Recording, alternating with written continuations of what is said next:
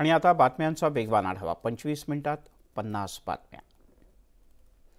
महायुतीवर कोणताही परिणाम होणार नाही. महायुती भक्कम आहे. विदर्भातील सर्वच जागांवर महायुतीचाच विजय होईल असा विश्वास मुख्यमंत्री एकनाथ शिंदे यांनी व्यक्त केला आहे. ते चंद्रशेखर बावनकुळे यांच्या निवासस्थानी माध्यमांशी बोलत होते.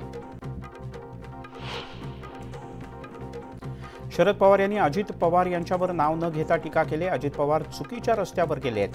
विधानसभेला नागरिकांनी मतदान करून सुद्धा ते चुकीच्या रस्त्याला गेले असा टोलाही त्यांनी लगावला.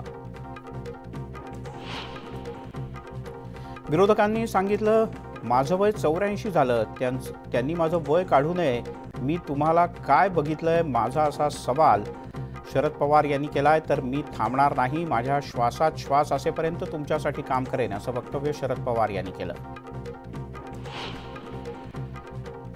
शरद पवार यांनी बारामती आणि पुरंदर तालुक्यातील दुष्काळी गावांची पाहणी केली. उडवंडी आणि सुपे इथल्या शेतकऱ्यांशी त्यांनी संवाद साधला आणि त्यांच्या अडचणी जाणून घेतल्या. तसंच जनावरांच्या चारा आणि पाण्यासंदर्भात काय परिस्थिती आहे याची सुद्धा माहिती घेतली. मुख्यमंत्री एकनाथ शिंदे हे नागपूरच्या दौऱ्यावर असून ते कोराडी रस्त्यावरच्या चंद्रशेखर बावनकुळे यांच्या निवासस्थानी दाखल झाले. शिंदे आणि बावनकुळे यांच्या भेटीमागचं कारण अद्याप गुलदस्त्यात आहे. रत्नागिरीतील वादग्रस्त साई रिसॉर्टच्या ठिकाणी किरीट सोमय्या यांनी भेट दिली. रिसॉर्टचं पाडकाम सुरू झालेलं आहे, मात्र वरचा मजला अद्यापही उद्ध्वस्त झालेला नाही. पुढच्या 10 दिवसात हे सर्व काम तोडावं लागेल असंही सोमय्या यांनी म्हटलंय.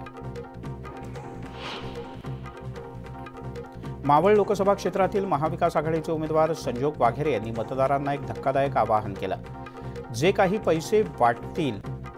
कोणी पैसे वाटतील ते पैसे घ्या आणि मतदान फक्त महाविकास आघाडीलाच करा. त्यांच्या या विधानानंतर मोठा वाद निर्माण होण्याची शक्यता आहे.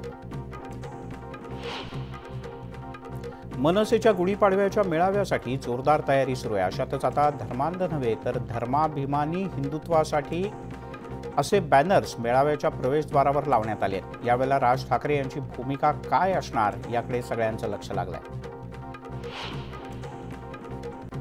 महाविकास आघाडीची उद्या पत्रकार परिषद होणार आहे. या पत्रकार परिषदेत शरद पवार, उद्धव ठाकरे आणि नाना पटोले हे संबोधित करतील. महाविकास आघाडीचा जागावाटपाचा अंतिम फॉर्म्युला जाहीर होणार असल्याची माहिती मिळते.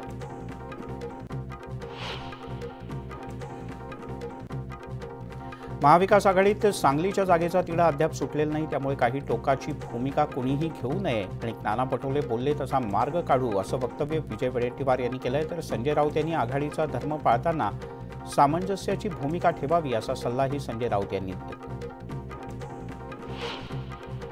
एकनाथ खडसे येत्या 15 दिवसात भाजपमध्ये घरवापसी करणार आहेत. तर खडसे यांच्या कन्या रोहिणी खडसे दुपारी शरद पवार यांची पुण्यात भेट घेणार आहेत. या भेटीनंतर रोहिणी खडसे पुण्यात पत्रकार परिषद घेतील असं कळतं.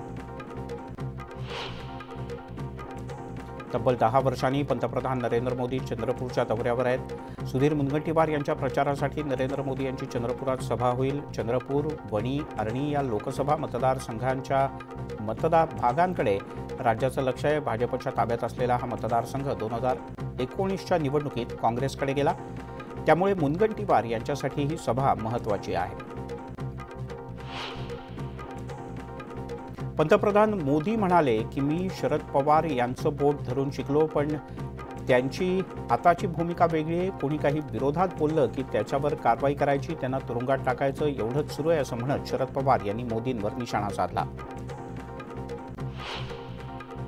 भाजपच्या पायाखालची वाळू सरकले. त्यामुळे आता सत्ता टिकवण्यासाठी कितीही सभा घेतल्या तरी जनता त्यांना स्वीकारणार नाही. विजय आघाडीचाच होईल.